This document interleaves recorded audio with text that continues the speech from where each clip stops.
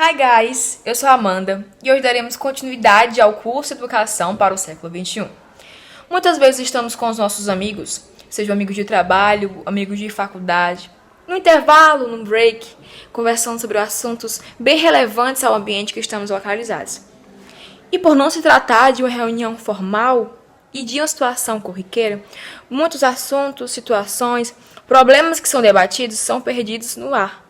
E dessa conversa espontânea, dessa conversa aleatória, muitas vezes não se constrói nada.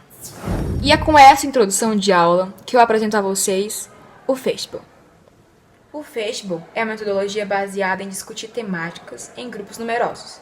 Normalmente utiliza-se para entender a opinião de todos, como se fosse uma espécie de bate-papo, só que um bate-papo mais organizado.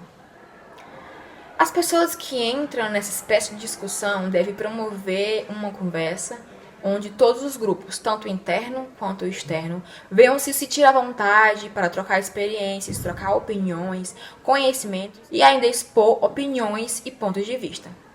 Por que eu citei que todos os grupos devem se sentir à vontade para participar dessa conversação? Bom, imaginemos que estamos em um programa de auditório e que a direção abriu espaço para que a plateia também pudesse participar. Primeiramente, é preciso reorganizar a sala ou o ambiente que vai acontecer o Fashble, para que o método aquário venha a ser realizado. O local onde vai acontecer o Fashble fica a critério do facilitador, tá? Normalmente, utilizamos entre 4 a 5 cadeiras fixas no centro e 3 a 4 pessoas para o debate inicial. Existem duas ramificações para se trabalhar com o Fashble, o aquário aberto e o aquário fechado. Em ambas as modalidades, a gente tem uma estrutura que é praticamente a mesma. Tem um círculo menor, o grupinho central, o aquário, e temos círculos, semicírculos ao redor desse círculo, desse grupinho central. De maneira que todos os semicírculos, eles venham se encaixar e girar ao redor desse primeiro. No aquário aberto, qualquer membro da plateia pode participar, tendo sempre uma cadeira vazia.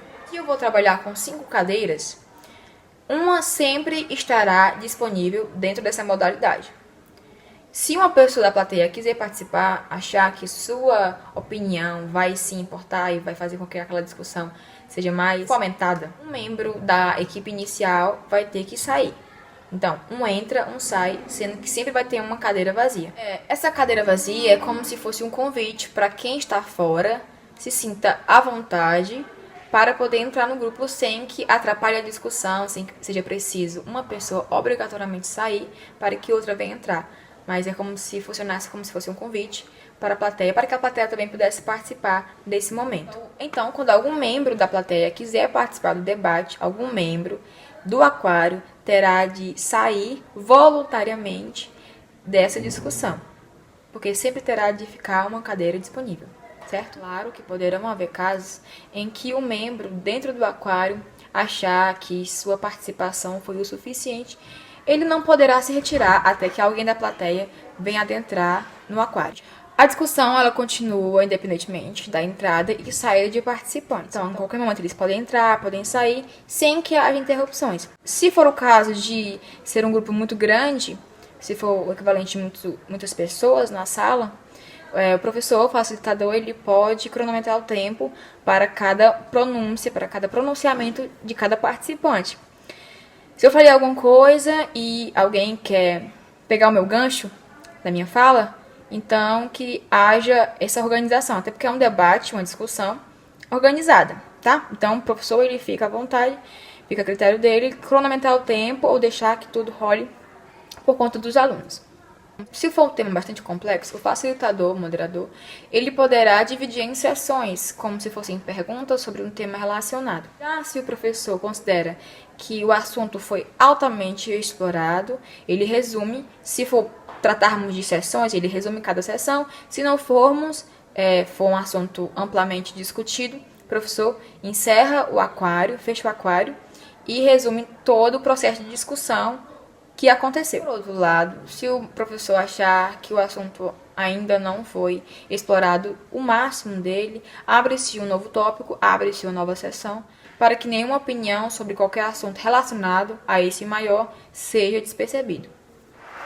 Uma variação desse aquário aberto é, em vez de termos 4 a 5 cadeiras centrais, é termos 2 cadeiras e um debate de dupla, né? E seria bem legal que o professor até dividisse a sala em 2 equipes para que haja tipo uma espécie de competição saudável, é claro, mas para discutir e realmente debater esse assunto. Como funcionaria essa variação?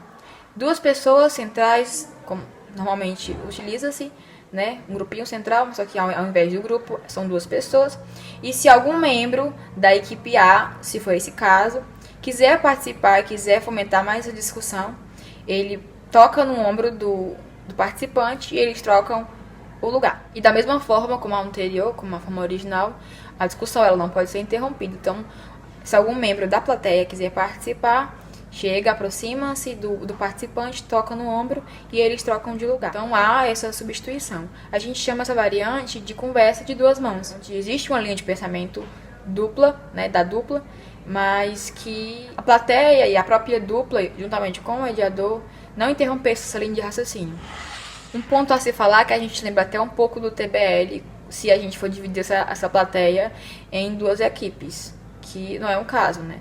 Mas isso fica apenas como uma dica, dividir a plateia em 2 equipes para que haja essa mini competição entre essas duplas e tem um representante da equipe A, há um representante da equipe A, há um representante da equipe B e eles fomentam essa discussão, né? E se algum participante da plateia, das 2 equipes, queiram participar, queiram substituir esse representante, ele toca o ombro e há essa substituição se há alguma interrupção. Diferentemente do TBL, só para constar, o TBL trabalha com grupos fixos e no aquário a gente não tem isso, tá?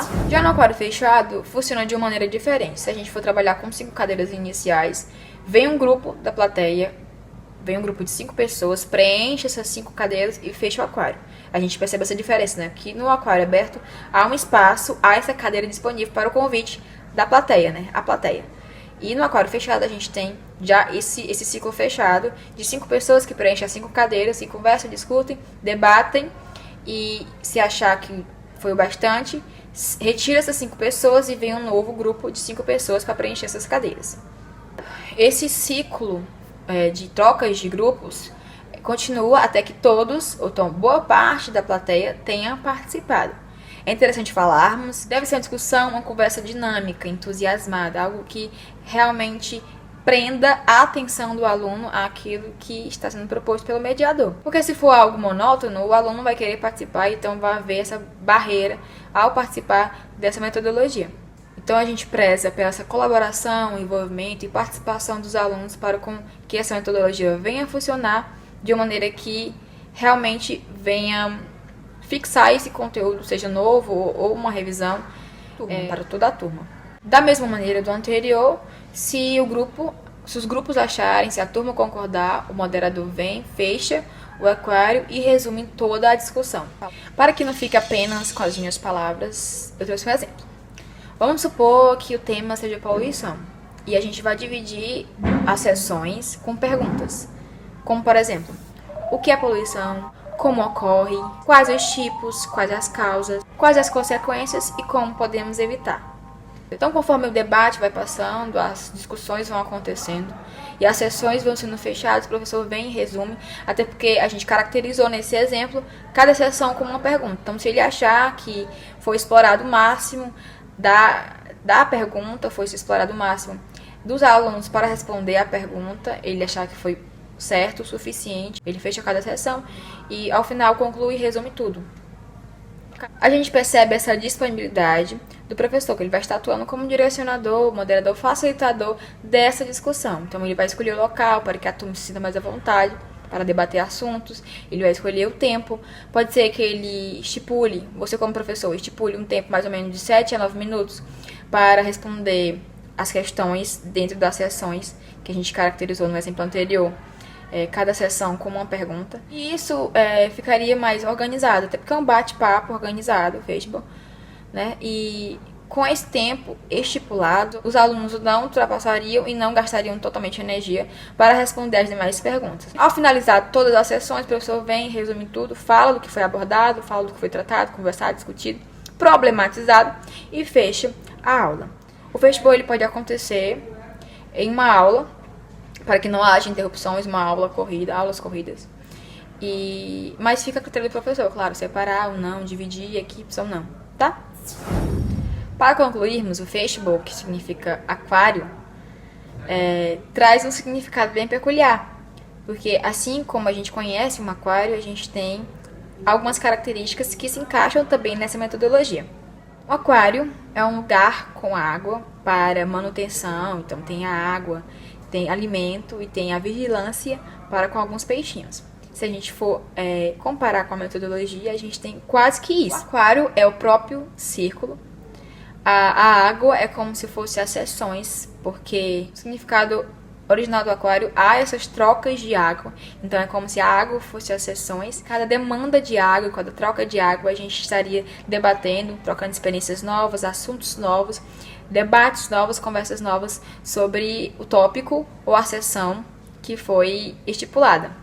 E o vigia, aquele que estaria alimentando e vigiando o aquário, seria o nosso professor mediador, que direciona, alimenta, fomenta e atribui vários significados para a vida dos alunos através desse método também. E o alimento, que é disposto para os peixinhos, é como se fosse as experiências que os alunos vão trocando uns com os outros, experiências, conhecimentos, e no final a gente sai com conhecimentos bem maiores do que a gente tinha antes de entrar e participar de um aquário. Então é algo que vai sendo construído. Assim como o peixinho é alimentado, os alunos também vão construindo e vão alimentando conhecimentos uns dos outros através de debates, conversas e experiências que vão sendo trocadas através desse método. Podemos usar o fishbowl para trabalhar um novo conteúdo em sala através de uma avaliação diagnóstica ou revisar um conteúdo já dado para que esse conteúdo venha a ser melhor absorvido para com os alunos, porque o método nada mais é do que a gente está construindo algo com os alunos e a todo momento havendo esse processo de ensino e aprendizagem. Como já foi falado anteriormente, o tempo, o local fica a critério do professor, a sua participação ou não também fica a critério, quando achar que é necessário, a sua intervenção, quando achar que está ocorrendo tudo como deveria ocorrer, até mais do que o esperado, o professor ele fica apenas observa. O tempo, o local e o período fica a critério do professor mediador. O tempo, ele vai estipular o que ele acha melhor, o que ele considera que a turma vai estar absorvendo dentro desse período que foi escolhido, como foi explicado no exemplo anterior, entre 7 e 9 minutos, como por exemplo. O local, em vez da sala, o professor pode escolher o auditório para agrupar mais salas, mais pessoas, mais participantes. E o período, como o professor conhece sim a sua turma, ele pode escolher como ele vai agregar valores através desse método. Então, fica a critério do mediador a escolha desse período, se vai acontecer entre 2 e 2 semanas, a cada uma vez no mês, como avaliação diagnóstica, como revisão, ou como um novo conteúdo a ser tratado. Então, tudo isso depende do professor, a gente dá apenas dicas de como isso pode acontecer, dando essas modalidades, como já foi mencionado. Então, cursistas, essa foi a nossa aula de hoje, nos veremos no próximo vídeo. Grande abraço!